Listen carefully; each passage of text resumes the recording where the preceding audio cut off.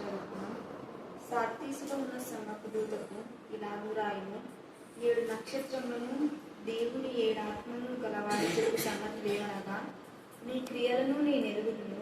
ఏమనగా, జీవించుచున్న పేరు మాత్రం ఉన్నది గాని నీవు మృతుడవే. నీ క్రియలు నా దేవుని ఎదుట సంపూర్ణమైనవిగా నాకు కనబడలేదు గనుక జాగారుడవై చావనయున్న మిగిలిన వాటిని బలపరచుము. నీవెలాగూ ఉపదేశం పొందితువో, ఎలాగూ వింటివో జ్ఞాపకం చేసుకొని దానిని గైకొనుచు మారు మనసు పొందుము. నీవు జాగారుడవై ఉండని ఎడల నేను దొంగ వలె వచ్చెదను. ఏ గడియను నీ మీదికి వచ్చెదనో నీకు తెలియదు. దేవుడి లేఖన భాగాన్ని దీవించి ఆశీర్వదించున్నాను. ప్రశస్తమైన మీ సన్నిధానంలోకి వధింపబడిన గొర్రెపిల్ల రక్తాన్ని బట్టి వందనాలు స్తుతులు స్తోత్రం చెల్లించుకుంటున్నాం. ప్రత్యేక రీతిలో దేవా నా ప్రభా దైవజనులందరూ మీ అందు భయభక్తి కలిగి నీతిగా నిజాయితీగా దేవా న్యాయయుక్తంగా నా ప్రభ నా తండ్రి వారు మీరు వేసినటువంటి నీ చిత్తానుసారంగా వేసిన ప్లేస్కి వెళ్ళటానికి జ్ఞానం కలుగొచ్చమని ప్రార్థిస్తున్నాం తండ్రి. స్తోత్రం. సాతాను బంధకాల కుయుక్తుల నుంచి నా తండ్రి మీరు విడిపించండి తండ్రి. అలాగే టీచర్స్ పోస్టింగ్స్ కూడా న్యాయయుక్తంగా ఎవరికి రావాలో వారికి మీరు దయచేయమని ప్రార్థిస్తున్నాం తండ్రి. స్తోత్రం. దేవ నా ప్రభ మరి హృదయం పూర్ణ స్వస్థత మీరు దయచేసి వారి కుమారుని కూడా పూర్ణ స్వస్థ దయచేయండి. ఆస్తమ నుంచి మీరు విడిపించండి తండ్రి. దేవాలను మీరు స్వస్థపరిచినారు తండ్రి. పుట్టిన పాపను బట్టి మీకు ఉన్నాను తెలుస్తున్నాం. మరి అలాగే ప్రభావితమ్మ యొక్క మనమరాలు కూడా నా తండ్రి నూతన బలం నూతన శక్తిని మీరు దయచేయండి. మరి భయంకరమైన పరిస్థితుల నుంచి కృష్ణవేణి మీరు వదిలించారు తండ్రి. దేవ ఆ కుటుంబంలో దురాత్మల ప్రేతాత్మల ఏ గద్దించి పాత్రలుగా బంధించమని ప్రార్థిస్తున్నాం. ఆ గృహంలో మీరు రక్తంతో ప్రోక్షించండి. ఆ గృహం పైనకి ఎవ్వరు నా ప్రభ నా తండ్రి దేవా సాధారణ బంధకాలు ఏవి కూడా అందులో ప్రవేశించకుండా ఉండులాగునా మీరే నా తండ్రి దేవా గృహానికి కట్టడి చేయమని ప్రార్థిస్తున్నాం. నానా మీకు ఉన్నాను తెలుస్తున్నాం. మీకే స్తోత్రం, మీకే స్తోత్రం, మీకే స్తోత్రం, మీకే స్తోత్రం. శ్వేత వివాహంలో మీరు సమస్తము సమకూర్చి జరిగింప చేయండి. శోభ వాళ్ళమ్మ కావాల్సిన పూర్ణ స్వస్థత మీరు దాయిచండి. శోభ నీకు మహిమకరంగా మందిరంలో మా తండ్రి వసంతం నా తండ్రి బిడ్డలు మీరు వాడుకోమని ప్రార్థిస్తున్నాం. బిడ్డలు కావాల్సిన జ్ఞానాన్ని వివేకాన్ని వాక్యానుసారంగా ధైర్యంగా ముందుకు సాగే జ్ఞానం కలుగుచమని ప్రార్థిస్తున్నాను. స్తోత్రం. దేవ నా ప్రభా కరుణాపీఠంలో మీరు ఏర్పాటు చేసుకున్నారు తండ్రి. దేవ మీరు మాట ఇచ్చి నెరవేర్చే దేవుడు ఎవరైతే కరుణాపీఠంలోకి వచ్చి ప్రార్థన విజ్ఞాపన చేశారో మరి ప్రతి విజ్ఞాపన విన్నపం మీరు ఆలకించమని ప్రార్థిస్తున్నాం. దేవ నా ప్రభా మమతను కూడా క్షేమంగా మీరు మమతకి నడిపించారు. అక్కడ నా ప్రభా రాష్ట్ర ఎగ్జామ్లో ఘనమైన విషయాలు ఆ బిడ్డకు మీరు ఇచ్చారని మీకు ఉన్నాను తెలుసిన. ముఖ్యంగా క్షేమస్థితిని మీరు దయచేస్తున్నారు. ప్రతి బలకింద నుంచి మీరు విడిపించని ప్రభా ఇంప్రూవ్మెంట్ రాష్ట్ర బిడ్డలు తండ్రి దేవ శ్యామల పాస్టర్ మా కుమార్తెను మా తండ్రి దేవ మీ నామంలో మీ రక్తంలో నీట్ ఎగ్జామ్లో ఘనమైన విజయం దయచేయండి తండ్రి. నిమ్మికి ఘనమైన విజయం దయచేయండి ఆయన దేవా. నీట్ ఎగ్జామ్ రాసే ప్రతి బిడ్డ పైన మీకు కనికరం ఉంచాలి. రేచల్ టీచర్ కుమార్తె డాక్టర్ బ్లెస్సీని జ్ఞాపకం చేసుకోండి దేవా. పూర్ణ ఆరోగ్యాన్ని మీరు దయచేయడం ప్రార్థిస్తున్నా. బిడ్డకు నా తన శాలరీ రావడానికి మీకు దయచేయండి. అలాగే నా ప్రభా డాక్టర్ సోని మరి యొక్క కుమార్తె నా తను మీరు ఆశ్రయించినారు, బలపరిచినారు. ఆమె ఆహ్వానిస్తుండగా నిశ్చితమైతే మేము కర్నూలు వెళ్ళడానికి మార్గం సాధించండి. డాక్టర్ సోఫీ దేవా మే 2nd వీక్లో డెలివరీ డేట్ ఇచ్చిండగా సుఖమైన ప్రసవం ఇస్తున్నారు. మీకు ఉన్నాళ్ళు తెలిసిన. అలాగే డాక్టర్ నా ప్రభ నా తల్లి దేవా నీ కరుణా పీఠంలో నా ప్రభ నా తల్లి కన్నడ ఎత్తిపడుతున్నారు దేవా. బబ్లిక్ కావాల్సిన సాధీన సహాయాన్ని మీరు దయచేయండి. స్టాండ్ కూడా నా ప్రభా కావాల్సిన సాధీన సహాయం మీరు దయచేయండి తల్లి. స్తోత్రం దేవా. ప్రార్థన విన్నపం ఇచ్చిన ప్రతి బిడ్డను మీ కరుణాపీఠంలో ఎత్తిపడుతున్నాం. మీ నామం మీ రక్తం మీరు ప్రోగించడం మీరు చాలినంత దేవుడుగా ఉన్నారు. అందుకు మీకు ఉన్నాళ్ళు. ప్రియాంక వివాహము మీకు మహిమకరంగా ఘనంగా మర్యాదగా మీరు జరిగించాలని ప్రార్థిస్తున్నాం. అలాగే నా ప్రభ నా తల్లి ఈ సార్దీస్ సంఘంలో నిజంగా మనం చూస్తే కొన్ని లోపాలు ఉన్నాయి. అలాగనే దేవునికి ఇష్టమైన విషయాలు కూడా ఉన్నాయి. కాబట్టి వాక్యం వింటున్నప్పుడు లోపాలను మనలో ఉంటే మనం సరిదిద్దుకోవాలి. ఈ సార్దీస్ సంఘం గురించి కూడా ఇవి కూడా అన్ని యెరూషలేముకు దగ్గరలోనే ఉంటున్నాయి.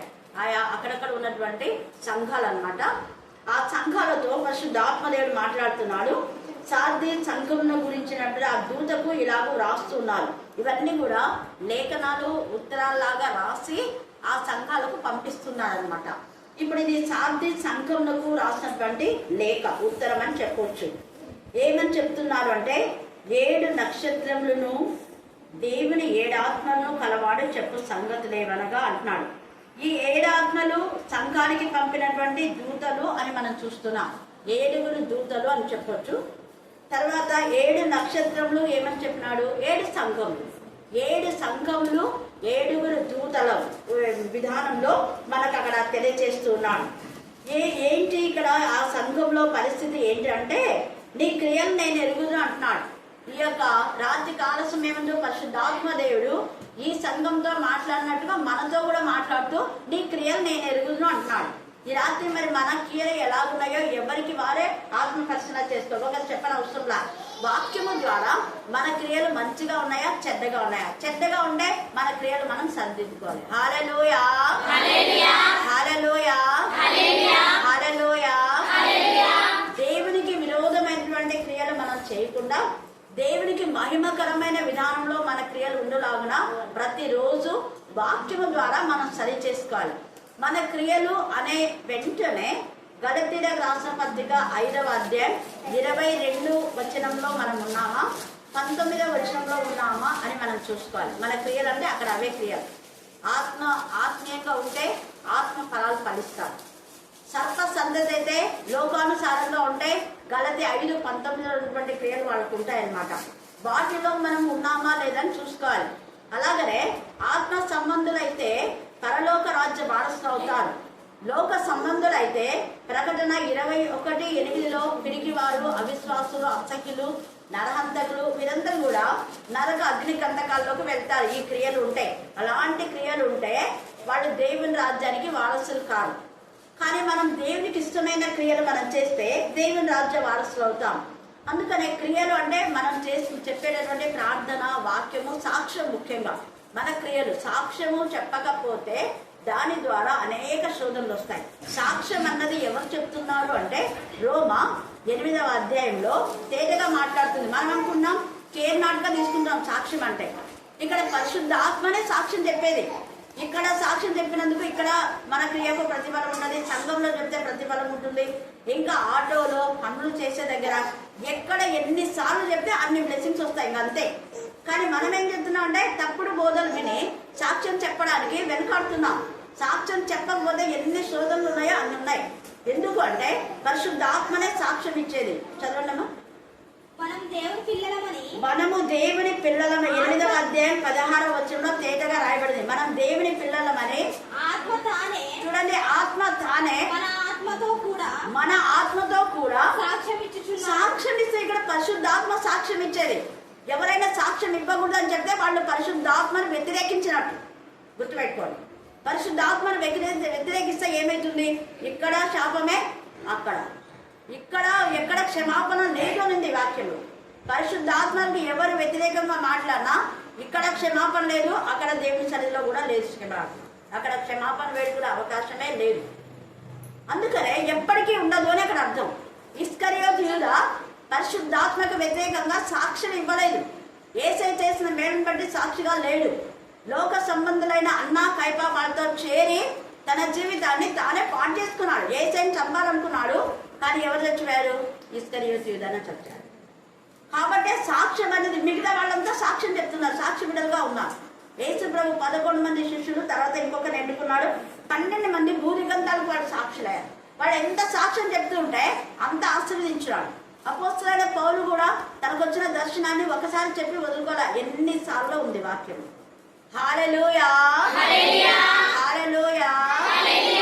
ఎందుకంటే సాక్ష్యం చెప్తానన్న ఆలోచన ఇచ్చేది పరిశుద్ధాత్మ దేవుడే. పరిశుద్ధాత్మ దేవుడే మన గురించి మన పక్షంగా సాక్ష్యం ఇస్తాడు. కాబట్టి సాక్ష్యం విషయంలో ఎప్పుడు కూడా మీరు నిర్లక్ష్యం చెందండి. ఇక్కడ మన క్రియల గురించి దేవుడు మన పక్షంగా సాక్ష్యం ఇస్తా అంట. చూడండి ఎంతగా మాట్లాడుతున్నారు. మీరు దేవుని పిల్లలోనే, మనం దేవుని పిల్లలుగా నడుచుకుంటే మీరు దేవుని పిల్లలు అని ఆత్మ తానే మన పక్షంగా మన ఆత్మతో సాక్ష్యం ఇస్తాడు. ఇది ఎంత ప్రూఫ్ కదా. హల్లెలూయా, హల్లెలూయా. అందుకని ఇక్కడ నీ క్రియలు నేను ఎరుగుదును అంటున్నాడు. ఏమనగా జీవించుచున్నావన్న పేరు మాత్రం ఉంది, కానీ నేను మృతమే. కానీ క్రియలు బాగానే ఉన్నాయి, కానీ సంపూర్తిగా లేవు. మృత తుల్యమైన విధానంలో ఉన్నాయి. కాబట్టి చావనైన వాటిని జీవింపచేయండి. ఎక్కడ చనిపోయాం? విశ్వాసంలో, విధేయతలో, ప్రేమలో, పరిశుద్ధతలో, నిరీక్షణలో, ఆధ్యాత్మిక విలువను స్వతంత్రించుకోలేకపోతున్నామేమో. ఆత్మీయంగా మరి పడిపోయిన పరిస్థితిలో ఉంటే తండ్రి అయిన దేవుడు వాడిని సరి చేసుకోకపోతే చావవలసిన పరిస్థితి వస్తుంది. నువ్వు ఇంకా చావలేదు, కానీ చావనై ఉన్నాయి కొన్ని, వాటిని సరి చేసుకో. అందుకనే హిజ్కియాకి ఏమన్నాడు? ముందు నీ ఇంటిని ఏం చేయమన్నాడు? చక్కదిద్దుకో. నువ్వు చావాల్సి ఉంది, చావలసి ఉంది కాబట్టి నువ్వేం చేయాలి? చనిపోవడానికి ముందు నీ ఇంటిని చక్కదిద్దుకోవాలి. ఇంటిని చక్కదిద్దుకోకుండా ఏమైనా సరి చేయాలంటే అది వర్కౌట్ కాదు. అది నేను అంతకుముందే చక్క పెద్దలు అందరితో మాట్లాడినా, మనీ వీళ్ళంతా ఉన్నారు కదా, ముందు మీ ఇంటిని మీరు రక్షించుకోండి అని. ఆదివారం రోజు పాస్టర్ ఏం చెప్పాడు? అంత కుటుంబాల గురించి, గోత్రాలు, కుటుంబాలు. ఎంతమంది ఉన్నారు ఆదివారం రోజు వాక్యము? Thank God. చూసారా? సేమ్ మేము ఇదే అక్కడ చెప్పి, మీరు ఇది కాదు చెప్పాల్సింది, ముందు మీ కుటుంబాలను దేవుని మందిరాన్ని నడిపించుకోండి.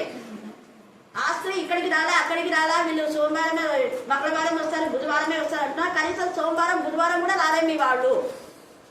పోనీ యూత్ మీటింగ్ పోతున్నారా? సండే స్కూల్ పోతున్నారా? లేదు కదా. ఇంతకుముందు వస్తుంది, నేను అదే పెట్టినా, ఇంతకుముందు వస్తుంది, ఇప్పుడు రాకున్నాను. దానికి ఎవరు కారకుడు? దేవుడు అడుగుతాడు. కుటుంబాలను రక్షించుకోకుండా మాట్లాడితే అస్సలు దేవుడు ఊరుకో. అందుకే మొదటి తిమోతి 5వ అధ్యాయంలో గురించి చూడండి, మొన్ననే చదివించిన, ఎవడైనను విశేషంగా తన ఇంటి వారిని సంరక్షించకపోతే వాడు అవిశ్వాసి కన్నా చెడ్డవాడని.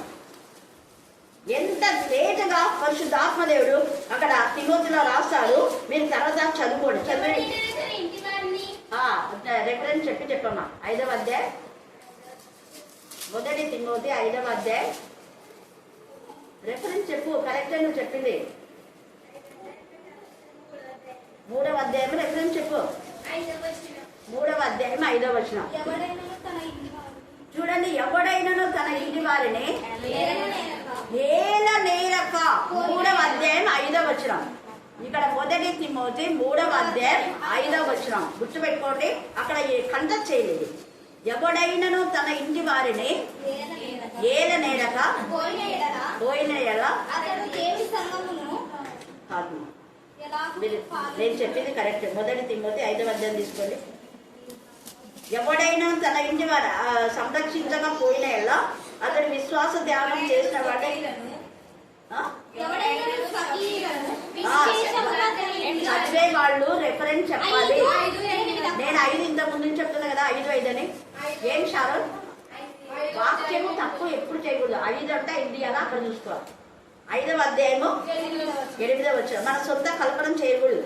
ఇప్పుడు చదవండి. మొదటి తిమోతి 5వ అధ్యాయం 8వ వచనం చదవండి. ఎవడైనాను అంటున్నాడు అక్కడ వ్యక్తిగతంగా. ఎవడైనాను స్వకీయులను విశేషంగా చూడండి. స్వకీయులను అంటే తన సొంత వారిని, విశేషంగా ఇంటి వారిని సంరక్షింపకపోయిన వాడు విశ్వాస త్యాగం చేసిన వాడే. అంటే విశ్వాసం లేదు. అవిశ్వాసి కన్నా చెడ్డవాడు. చెడ్డవాడు అండర్లైన్ చేసుకోండి. చెడ్డవారు. చెడ్డవారు ఎక్కడ ఉంటారు? నరకంలో ఉంటారు. చెడ్డవారు పరలోకంలో ఉంటారు, ఎక్కడైనా నరకంలో ఉంటారు. చూడండి ఎంత తేలిగా. ఆ పాప చదివింది కూడా కరెక్టే. షారోను సంఘ పెద్దగా కానీ అధిపతిగా ఎవరైనా ఉండాలంటే వాళ్ళ ఇంటి వారిని ఏరాలి. ఆ పాప చదివింది కూడా కరెక్టే, అది కూడా క్లారిటీ. కాకపోతే నేను ఇది చెప్తున్నా, అక్కడ కూడా ఉంది. మొదటి తిమోతి 3వ అధ్యాయంలో అధ్యక్ష పదవిని ఆశించిన వాళ్ళు సంఘ పెద్దలు కానీ పాస్టర్ కానీ వాక్యం చెప్పేవాడు ఎవరైనా కూడా వాళ్ళ ఇంటి వాళ్ళని ఏం చేయాలంట? ముందర ఏలా అంటే ఇంటి వాళ్ళని దేవునికి మహిమకరంగా నడిపించాలి అని అర్థం. అలా చేయకపోతే వాళ్ళు అధ్యక్షగా ఉండడానికి వీళ్ళే. అధ్యక్ష పదవిని ఆశించిన వాళ్ళు అక్రమమైన మార్గంలో ఉండకూడదు. ధనాపేక్ష లేనివాడు, కొట్లాడేవాడుగా ఉండకూడదు. కొట్లాడుతున్నారంటే వాళ్ళ అధిపతిగా దైవజనుడికి తగ్గదు. వాక్యానుసారంగా గద్దించాలి, బుద్ధి చెప్పాలి, అది చేయాలి అంతే. తప్పుడుగా అబద్ధాలు చెప్పకూడదు. అక్కడ 3వ అధ్యాయంలో ఉంది. అది మొన్న నా పిల్లలు కూడా చెప్పింది అనుకుంటా. షేము మొదటి తిమోతి 3వ అధ్యాయం బాగా చదువుకోండి అని చెప్పి నేను అదే చెప్పిన. కొంతమంది నాతో కలిసినప్పుడు సంఘ పెద్దలతో, ముందు నీ ఇంట్లో వాళ్ళకు రక్షణ ఉందా? లేదు కదా. నీటి వాళ్ళకి రక్షణ ఇచ్చుకో అన్నా. ఇక్కడనే ఈ ఝాన్సీ వాళ్ళ తాతకి నీటి వాళ్ళకి ముందర ఆధ్యాత్మికంగా నడిపించుకో. అందుకనే నేనేం మాట్లాడలేదు కదమ్మా, ఏమో పిలిచినాను కాబట్టి వచ్చినాను అంట. అది కాదు, ఎవరు పిలిచారు పోదు కదా. మాట్లాడే ముందు మనం అంటే ఏంటని తెలుసుకొని మాట్లాడాలి. అది అక్కడ. అందుకని ఇక్కడ ఏమంటున్నా అంటే నీ క్రియలు నేను ఎరుగుతూ అంటున్నాడు ఆయన. అయితే ఏవి చావాలని అనుకున్నాయి వాటి ముందు ఏం చేయాలంట? సజీవంగా ఉంచుకోవాలి. అందుకని హిజ్కియాకు ఇదిగో ముందర నువ్వేమో చనిపోతున్నావు, నీ ఇంటిని చక్కదిద్దుకో. ఇంటిని చక్కదిద్దుకోకపోతే దేవుడు లెక్క అడుగుతాడు. మన రాకడ సమీప ఏసయ్య రాకడ మన పోకడ సమీపంగా ఉంది. మనం ఎంతవరకు బతుకుతామో మనకు తెలియదు. ఇందాక శ్యామల పాస్తమా అదే అంది, దేవుడికి మహిమకరంగా ఉండిపోతే చాలక అంతే అనేది. ఇక కొన్ని చెప్పినా నేను ఆమెతో కూడా షేర్ చేసుకుంటే నాకు చాలా బాధపడింది శ్యామల. నేను వస్తానక గుడుకు అని చెప్పింది. హల్లెలూయా హల్లెలూయా. అసలు మీరు చెప్పినందుకే కదా నేను అక్కడ ఫాస్టింగ్ ప్లేస్ ఓపెన్ చేసింది అని కూడా చెప్పింది. చూడండి ఎందుకు నేను చెప్తున్నా అంటే మంచి వాళ్ళకు సహాయకారిగా ఉంటారు. దేవుని ఎందుకు భయభక్తి గల బిడ్డలు, దేవునికి విరోధులకు వాళ్ళకి అసలు పడదు. ఇంకా వాక్యంలో ఉంది, వెలుగు చీకటికి పొత్తు కుదరదు. వాళ్ళ స్నేహితులను బట్టి వాళ్ళు ఎలాంటి వాళ్ళని మనం తెలుసుకోవాలంట. అందుకే ఇక్కడ అంటాడు చావనైన వాటిని, అంటే చెడు స్నేహాల్లో ఒకవేళ ఉంటే వాటన్నింటినీ మనం వదులుకొని దేవునికి మహిమకరంగా మనం ఉండాలి. అందుకనే నీవు వృద్ధుడవే, నీ క్రియలు నా దేవుని ఎదుట సంపూర్ణమైనవిగా నాకు కనపడలేదు కనుక జాగరూకుడవై చావనైన మిగిలిన వాటిని బలపరచమని సంఘంతో మాట్లాడుతున్నాడు. ఈ రాత్రి కాల సమయమందు మరి ఏ సంఘం ఇలాగ ఉందో, ఒకవేళ మన సంఘాలు కూడా మనం ఆత్మపరిశీలన చేస్తాం. ఈ మాట చదివేటప్పుడు ప్రతి ఒక్కరు ఆత్మపరిశీలన, ప్రతి సంఘము ఆత్మపరిశీలన చేసుకోవాలి. ఆధ్యాత్మికంగా ఎలా ఉన్నాం, అసలు కుటుంబాలే సరిగా దేవుని మందిరానికి రాకపోతే, దేవునికి మహిమకరంగా లేకపోతే, ఒకవేళ వచ్చినా పరిశుద్ధంగా రావాలి. అది కూడా దైవజనుడు చెప్పాడు కదా, మీరు తిరుగుబాటు చేయవద్దు, మీ క్రియలన్నీ మార్చుకొని రావాలి. హల్లెలూయా హల్లెలూయా. కాబట్టి ఈ రాత్రి కాల సమయంలో మనం దేవునికి మహిమకరంగా ఉందాం. దేవునికి మహిమకరంగా లేకపోతే దేవుడు వాక్యం కూడా చెప్పడానికి ఇష్టపడడు. చావనైన వాటిని బ్రతికించే, అంటే విశ్వాసంలో, విధేయతలో, ప్రేమలో, పరిశుద్ధతలో ఆధ్యాత్మికంగా ఎదిగిన వాళ్లే వాక్యం చెప్పడానికి, ప్రార్థించడానికి, పాడడానికి అర్హులు. లేకపోతే అర్హత లేదు. అది కూడా చూడండి మార్కు సువార్త, ఇది కూడా బుధవారం చెప్పాలి. మార్కు సువార్త 5వ అధ్యాయం 15వ వచనం చదవాలి. అక్కడ 2000 సేన అనే దయ్యం పట్టినటువంటి ఆ వ్యక్తి దయ్యాలు పోయినాయి. అక్కడ ఆజ్ఞాపిస్తారు, ఆ దయ్యాలు పోయి పందుల్లోకి ప్రవేశించినాయి. నాకు అన్నారు చాలా మంది, అక్కడ ఈ మధ్య ఎక్కువగా దయాలను వదులుకుంటున్నావు కదా, ఆ దయాలన్నీ అక్కడ ఇవే పెట్టినట్టున్నాయి. నిజమైన అనిపించింది నాకు. కొంతమందిలో ఉన్న దయాలు పోయి పందులోకి పోయమని ఆజ్ఞాపించారు. కాబట్టి పంది స్వభావం గల వాళ్ళలోకి పోతాయి. మనమేం బాధపడిన అవసరం లేదు కదా. ఎంత ఇదిగా ఈ మధ్య ఎక్కువ మంది అలాగనే వస్తున్నారు. చూడండి అక్కడ రాయబడింది, అతనికి 2000 ఆ సేన అనే దయ్యం పోయిన తర్వాత చక్కగా స్వస్థచిత్తుడై వస్త్రాలు కట్టుకొని, అప్పటి ముందు వస్త్రాలు లేవు, దిగంబరుడు, రాళ్లతో గోకుంటున్నాం. వాడి ఉద్యోగం అంతా రాళ్లతో గోకే ఉద్యోగమే. సంఖ్యలు కట్టినారు. తర్వాత అందరి ఎవరు కూడా అప్పక పోకుండా వాడు ఆటంకం చేస్తున్నారు. అలాంటి వాడు బాగైతే అక్కడున్న వాళ్ళంతా సంతోషపడాలి. వీళ్ళలో ఉన్న 2000 దయాలు పోగొట్టినావు, మేమంతా ఊరంతా ఒరిగిపోయే వాళ్ళం మేము చూసి అని సంతోషపడి యేసయ్యని మెచ్చుకోవాలి. వాళ్ళు మెచ్చుకోక యేసయ్యని ఇక్కడి నుంచి వెళ్ళిపో అని అంటారు. ఎంత బాగా చూడండి. అయితే వీడేం చేస్తాడు? ప్రభువా 18వ వచనం చదవండి, 5:18. ఆయన దోణి ఎక్కినప్పుడు దయ్యం పట్టినవాడు ఆయన యొద్దకు వచ్చి తన్ను ఉండనిమ్మని బతిమాలుకున్నాడు. ఇక్కడ గమనించండి మీరు, ఎప్పుడైనా వాక్యం చెప్పే వాళ్ళు ఎలా ఉండాలో ఇక్కడ యేసయ్య మనతో మాట్లాడుతున్నాడు. వీళ్ళందరినీ యేసయ్యనే పిలిచాడు. యేసు ప్రభు యొక్క 12 మంది శిష్యులు యేసయ్య పిలిచాడు. వీడు నేను నీ శిష్యుడుగా ఉంటాను, నేను వస్తానని బతిమాలుకున్నాడు. యేసయ్య రమ్మన్నాడా? వద్దు. ఏం చేయమన్నాడు? నీ ఇంటికి అన్నాడు. చూడండి, నీ ఇంటికి పోము, నీ ఇంటి వారి యొద్దకు వెళ్ళి ప్రభువు నీ యందు కనికరపడి నీకు చేసిన కార్యములన్నిటినీ వారికి తెలియచెప్పమన్నాడు. ఎందుకు కనికరపడి దేవుడు చేస్తున్నాడు. దేవుడి కనికరాన్ని నిర్లక్ష్యం చేస్తే మళ్ళీ నీకు అవే వస్తాయి. కనికరపడి చేసిన దానికి సాక్షి బిడ్డలుగా ఉన్నారు. ఎక్కడైనా ఎచ్చదైనా వాడేం చేస్తున్నాడు? ఒక్కసారి సాక్ష్యం చెప్పలా. వాడు పోయి ఏం చేస్తున్నాడు చూడండి, అక్కడ సిగ్గు తెచ్చుకోండి, వాడు వెళ్ళి తనకు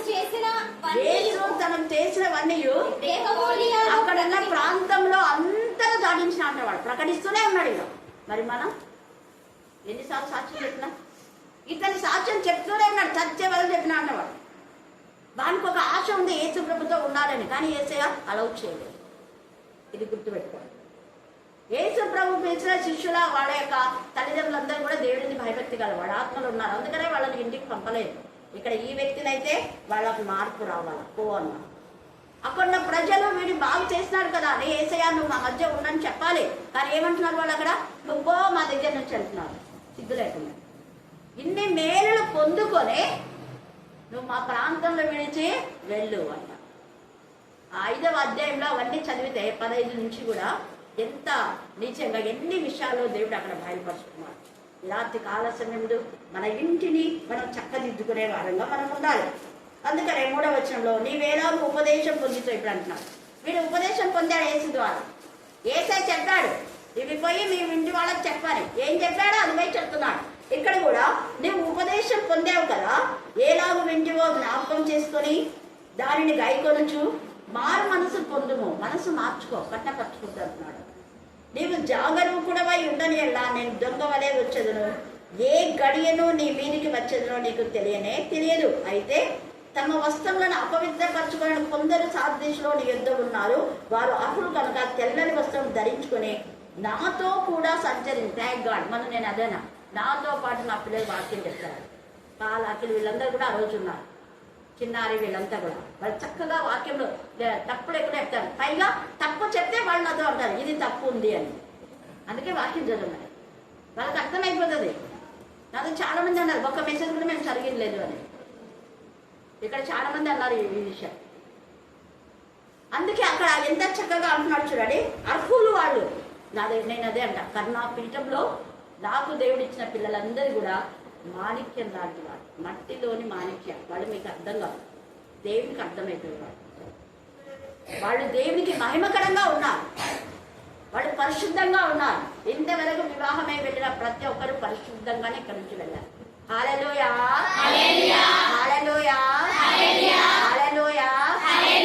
అంత మాత్రమే కాదు, వాడు ఎక్కడ ఉంటే అక్కడ దేవుడు వాళ్ళని వాడుకుంటున్నాడు. వాళ్ళు ఉన్న ప్రదేశంలో దేవుడు వాళ్ళని వాడుకుంటున్నాడు. లుదియా కూడా అదేనండి. నేను అక్కడ సంఘంలో రోజు వెళ్తాను, అక్కడ వాడబడుతున్నాను. ఈరోజు వెళ్ళింది లుదియా కోసం కూడా ప్రార్థన చేయండి. నేను ఎందుకు ఈ మాట చెప్తానంటే ఇక్కడ పరిశుద్ధాత్మదేవుడు చెప్తున్నాడు. ఇక్కడ సంఘంలో అందరు కాదు, ఎవరన్నా చూడండి. అయితే తమ వస్త్రములను అపవిత్రపరచుకోండి. త్యాంగాడు. ఆ వస్త్రం అంటే శరీరం. వస్త్రం అంటే శరీరం. ఇది వాళ్ళకు లోన అర్థం మనకు తెలియదు. ఊక ఏది పడితే అది మాట్లాడమే. ఈయన వస్త్రం ఆయన ఏం చెప్పినాడు, దైవజనుడు విగ్రహము అంటే బొమ్మను పెట్టి పూజించేది కాదు. ధనమును ఆశిస్తే కూడా విగ్రహమే, తిండిని ఆశిస్తే కూడా విగ్రహమే. అందుకే తిండిపోతు, తిరుగుబోతు, తాగుబోతు, కొందరబోతు దేవుని రాజ్య వారసులు కాదు అంది. నీ హృదయంలో ఏది దేవుని కంటే కూడా అది విగ్రహమే. తేటగా చేసి చెప్పాడు. అలాగే వ్యభిచారం అంటే వ్యభిచారం చేస్తేనే వ్యభిచారం కాదు, మోహం చూసినా వ్యభిచారం. దేవుని పక్కన పెట్టి వేరే వాళ్ళ దేవతలను పూజించినా కూడా అది కూడా అదే ఉంది, వ్యభిచారం అని ఉంది.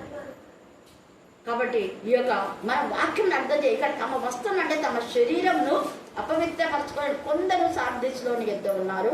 ఆ సంఘములకు మంచి మెప్పుకొనిస్తున్నారు. కొందరు ఇలాగున్నారు, కానీ కొందరేమో ఇలాగున్నారు. వారు అర్హులు కనుక తెల్లని వస్త్రములు ధరించుకొని నాతో కూడా సంచరించగలరు. ఏసైతే కూడా మనం సంచరించాలంటే మన శరీరము పరిశుద్ధపరచబడాలి. పరిశుద్ధులనే దేవుడు ఎత్తుకొని పోతాడు. పరిశుద్ధమైన సంఘమే దేవునికి ఇష్టమైన సంఘం. సంఘం అంటే ఈ కట్టడాలు కాదు, మన హృదయం.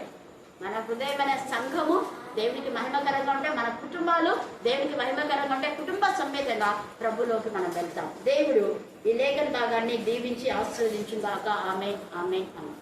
చివరి ప్రార్థన. నిత్యము పొడబడుతున్న తండ్రి, ఈ పరిశుద్ధమైన ఉన్నతమైన గడిచిన దినంలో, సమయంలో, నిమిషంలో మమ్మల్ని క్షేమంగా నెమ్మదిగా కాపాడిన దేవానికి స్తోత్రం చెల్లిస్తున్నాను. నా ప్రభు ఇంతవరకు పాటల ద్వారా నేను స్థుతించి మహిమపరుచుకుని తండ్రి. మరి వాక్యం చెప్పలేని విశ్వాసాన్ని మీ శాఖంలో కలిసి మాట్లాడే విధానం నా తండ్రి రమ్మ వారితో చెప్పిన మాటలను మేము విని విడిచిపెట్టకుండా మా హృదయంలో మేము పట్టుకుని మా జీవితంలో నా తండ్రి మరి మీ వాక్యంలో లోబడి జీవించకుండా చెప్తాను. నా ప్రభు ఇందాక నైనా మరి మీ యొక్క వాక్యములకు నైనా మేము వెతుకుటండి. మేము తగ్గించుకొని మీ నామాన్ని వాక్యంలో దయచేయండి. మీకు ఇక్కడ వచ్చిన ప్రతి బిడ్డల కుటుంబాలను నేను ఏ బిడ్డలకి ఏ సమస్యలు, ఏ కుటుంబంలో ఏ శోధన, బాధలు, వేదన ఉండవనైనా ఆ యొక్క బాధలు, శోధన, వేదన తీసివేసి శాంతి సమాధానంనైనా ప్రతి కుటుంబాన్ని అనుకరించమని అడుగుతున్నాం. దేవానికి భయంకరమైన ఎండల్లో మేము జీవిస్తున్నాం తండ్రి. పగలు ఎండ చెప్పైనా, రాత్రి వేళ చెప్పైనా ఏ అపాయం లేకుండా కాపాడుతానన్న దేవానికి స్తోత్రం. ఎండ దెబ్బ ద్వారా నైనా ఎంతో మరణములు పొందుతున్నారు తండ్రి. మరి త్వరగా నైనా వర్షమును దయచేసి నైనా నెమ్మదిని పరచండి అయ్యా. నీకే స్తోత్రములు చెల్లించుకుంటున్నాను ప్రభు. నా ప్రభు నీకే వందనాలు, స్తుతులు, స్తోత్రములు చెల్లించుకుంటున్నాను. అక్కకు నా తండ్రి ఎందరైతే కాల్ చేసి నైనా వాళ్ళ అవసరాలు అడుగుతున్నారో నైనా ఆ కుటుంబాలను కూడా జ్ఞాపకం చేసుకొని నా తండ్రి వాళ్ళ అవసరాలు అక్కర్లు తీర్చి మంచి పొందండి అయ్యా. నీకు స్తోత్రం తీవ్రతం అనుకులను దీవించి ఆశీర్వదించండి నేను. నా ప్రభు సీరియల్ ద్వారా సినిమాల ద్వారా మేము సొమ్మసిసి సోయిపోకుండా నా తండ్రి నైనా మరి యొక్క మా జీవితంలో పడిపోకుండా తండ్రి మీ వాక్యముల ద్వారానే నేను వినుటకు కూడా నేను టీవీల ద్వారా వాక్యముల ద్వారా వినుటకు కృప ఇచ్చేది తండ్రి. ఆయన ఎక్కడున్నప్పటికైనా నీ మాటలు చెప్పుకొని మేము జీవించే కృపను దయచేది తండ్రి. నీకు స్తోత్రం. అవేకమైన మాటల ద్వారా ఈ లోకంలో జీవించకుండా వ్యర్థమైన జీవితంలో మేము జీవించకుండా నా తండ్రి నీ మాటలకు లోబడి నాయన నీ మాటలు దయకుని జీవించే కృపను దయచేది తండ్రి. వేళల ఎందు మా ఎందు ఉండి అయినా మమ్మల్ని దీవించి ఆశీర్వదించండి దేవానికి స్తోత్రం. అయినా మరి యొక్క లోకంలో నేను పరిపాలించేటప్పుడు మంచి నాయకుని ఎన్నుకొని నేను ఈ లోకాన్ని ఏ రీతిగా పరిపాలించాలో బిడ్డలకు జ్ఞానంను దయచేయండి. నాయన వస్తున్నావు నాయన నీ బిడ్డలు నాయన ఎవరైతే ఎన్నుకున్నామో అని నీ చుట్టూ ఉన్నారో తండ్రి అలాంటి వారిని ఎన్నుకొని ఈ దేశాన్ని మంచిగా పరిపాలించే నాయకుడిని నేను ఏర్పరచండి అయ్యానికి స్తోత్రం. మాకు సంఘానికి కూడా నేను మంచి కాపరి దయచేసి దేవానికి స్తోత్రం. వచ్చే కాపరునైనా మంచిగా దయచేసి సంఘంలోనైనా నడిపించే నైనా మరి ఎదుగుదల చేయటకు కృప దయచేయండి. అనేకమైన బిడ్డలకు నేను నీ మాటలు చెప్పి మార్చి బిడ్డలుగా నేను దాసుని దయచేయండి అయ్యానికి స్తోత్రములు. నీకే వందనాలు, స్తుతులు, స్తోత్రములు చెల్లించుకుంటున్నాం తండ్రి. మరి అక్కగారు నా తండ్రి ఎల్లప్పుడూ నా తండ్రి అందరి గురించి ప్రార్థన చేస్తూ ప్రార్థించుకుంటూ ఒంటరిగా ఉన్నప్పటికైనా అందరి గురించి ప్రార్థిస్తున్నదయ్యా. నీకే స్తోత్రములు తండ్రి. మేము కూడా ఆయన గురించి మేము ప్రార్థించే కృపను మాకు దయచేయండి తండ్రి. నా ప్రభు యొక్క కర్ణాపీఠం బాగకుండా ఎల్లప్పుడు అయినా మరి నా తండ్రి ఆశ కలిగిన ప్రాణాన్ని తృప్తిపరుస్తున్న దేవ ఈ యొక్క ఆరాధన ఎల్లప్పుడూ నడిచే కృపను దయచేయండి దేవా. నీకే స్తోత్రములు. ఇంకా నైనా రాలేక ఉన్న నీ బిడ్డలు మరొకసారినైనా నీ కర్ణాపీఠానికి నడిపించండి దేవా. నా తండ్రి నీకే స్తుతులు, స్తోత్రములు తండ్రి. గర్భడి స్త్రీలను జ్ఞాపకం చేసుకోండి నాయన. సుఖమైన ప్రసన్నను దయచేయండి, ఆరోగ్యంను దయచేయండి దేవా. గర్భం ఫలం లేని మీ బిడ్డలు కన్నీటితో మొరపెట్టా అన్న ఏ రీతిగా మొరపెట్టినదో ఆ రీతిగా నైనా సమయాన్ని ఇచ్చిన దేవా ఆంటి బిడ్డల్ని నైనా మొరపెట్టుట కృప దయచేయండి తండ్రి. రోజు కూడా బుక్ కూడా ముందరికి వేసుకోడు, చదువు కూడా చదువు. ఎగ్జామ్ వచ్చినప్పుడు ఒక రోజన్నా చదువు బుక్ ముందరికి వేసుకోవాలంటే కూడా ఆ కుమారుడు చదవవాడు కాదు. దేవా తండ్రి నాయన కరోనా మినిస్ట్ దగ్గర నాయన నీ సన్నులు ఎత్తిపడుతున్నా. కుమారుడికి ఇంకా పాసు మార్కులన్నా దయచే తండ్రి నేను అనుకున్నా. అన్నప్పటికీ నా భర్త కూడా ఈ వాడు పాస్ అవుతాడో లేదో ఎంతో ఆయన కూడా అన్నవాడు. నేను ఒకరోజు ఏమన్నా దేవా తండ్రి ఈయన కూడా ఈ విధంగా అంటున్నాడు, అది నీ చిత్తము తండ్రి, కుమారుడికి పాసు మార్కులనే దయచేయని అనుకున్నా. కుమారుడికి పాసు మార్కులు దయచేసిన విధానం బట్టి దేవాలయ దేవుని వందనాలు, కరోనా మినిస్ట్రీని బట్టి వందనాలు, ఆత్మీయ తల్లి కూడా నా వందనాలు. ఇక్కడ చేరిన మా కుమారు కోసం ప్రార్థించిన ప్రతి ఒక్క బిడ్డకు కూడా నా వందనాలు. హల్లెలూయా హల్లెలూయా. అందరికీ వందనాలు. మరి మా అమ్మకి ప్రార్థన చేయమని చెప్పినట్లుగా మా అమ్మకి సైతాన్ శోధన వచ్చి దేవుడు విడుదల దయచేసినాడు. తనే వచ్చింది అసలు ప్రార్థన చేసుకోవడానికి సహవాసం వెక్కి టీచర్ దగ్గరికి. కానీ నేనైతే అసలు అనుకోలేదు మా అమ్మ వస్తుందని ప్రార్థనకి. నాకంటే ఎక్కువ టీచర్ ఎక్కువ ప్రార్థన చేసిన. అసలు నేనైతే ప్రార్థన చేసినప్పుడే ఎప్పుడోసారి గుర్తొస్తున్నాయని నేను ఎక్కువ వేరే వాళ్ళ గురించి ఎక్కువ చేస్తుంటాను. టీచర్ వేరే వాళ్ళకి ప్రార్థన ఏమని చెప్తారు, వాళ్ళ పేర్లు అన్నీ గుర్తున్నాయి, నాకు వాళ్ళకి చేస్తుంటాను. కానీ మా అమ్మ గురించి తర్వాత గుర్తొస్తున్నాయి, మా అమ్మ మర్చిపోయినా అనుకుంటుంది. కానీ టీచర్ ఎన్నిసార్లు ప్రార్థన చేసింది నాకు తెలియదు, అని సాగిల పడి చేసింది. మరి టీచర్ ఏడ్చినప్పుడు అయితే నాకైతే చాలా ఏడుపు వచ్చింది. అసలు మన కోసం ఎంత కన్నీటితో టీచర్ ప్రార్థన చేస్తున్నాను. అందుబట్టి దేవునికి ఎంతగానో స్తుతులు చెల్లిస్తున్నాను నేను. ఇలాంటి వారిని మనం మధ్య పెట్టి దేవుడు నిజంగా ఆయన యొక్క ప్రేమను మనకు వెల్లడి చేస్తున్నాడు. కాబట్టి మనం కేవలం వచ్చిపోయే వారం కాదు కానీ ఇతరుల కొరకు కూడా ప్రార్థన చేయాలని మనవి చేస్తున్నాను. మరి ప్రార్థించిన ప్రతి ఒక్కరిని బట్టి దేవుని నామంలో వందనం చెల్లిస్తూ దేవుడి సాక్ష్యంను దీవించిన గాక. ఆమేన్.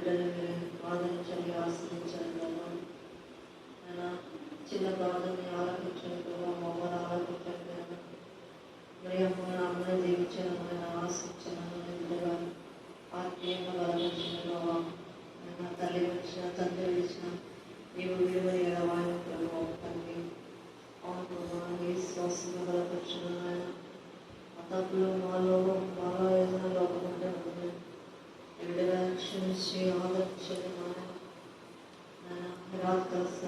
తండ్రి అమ్మను దీవించిన ఆశించిన ఎవరు శత్రువు లేకుండా కాచుకోకుండా మాలాంటి వారికి దేవుడు మీ ద్వారా నాయన నడిపిస్తున్న గొప్ప తండ్రి నాయన మీ ద్వారా మమ్మల్ని బలపరిచే దానికి మాకు సహాయం చేసే తండ్రి నాయన మమ్మల్ని దీవించిన ఆశించిన ప్రార్థన నాయన నిండిన దేవుని మాకు గురించి నాయన మమ్మల్ని బిడ్డగా బలపరచమని వేసాము రాత్రి పాదాలకు మమ్మల్ని చెల్లించుకుంటూ నీవే మాకు తల్లి తండ్రి బంధుమిత్రువి స్నేహితులు భర్తవి అందరికీ తోడై ఉండాలని ఇచ్చిన ప్రార్థన ఆలోచించి సేవ వర్షం